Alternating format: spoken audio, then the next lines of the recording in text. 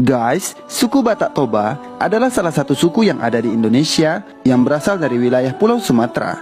Suku ini merupakan bagian dari orang Batak. Beberapa tempat yang menjadi bagian dari suku Batak Toba adalah Kabupaten Toba, Kabupaten Humbang Hasundutan, Tapanuli Utara, Dairi, Samosir, dan sekitarnya. Pada masa kerajaan Batak dalam pemerintahan Sisingamangaraja, kerajaan Batak dibagi menjadi 4 wilayah. Setiap wilayah disebut dengan Raja Maropat. Keempat Raja Maropat hasil pembagian dari Sisingamangaraja adalah Raja Maropat Silindung, Raja Maropat Samosir, Raja Maropat Humbang, dan Raja Maropat Toba. Masyarakat suku Batak Toba memiliki rumah adat bernama Rumah Bolon.